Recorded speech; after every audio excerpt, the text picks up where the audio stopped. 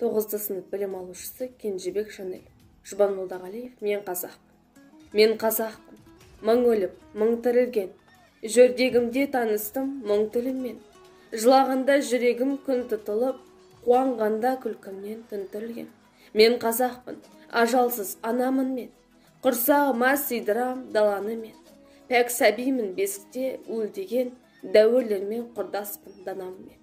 Мен жігітпін, айқасқа сынға сықпын. Жүрегі бар кеудемде шыңға шықтым.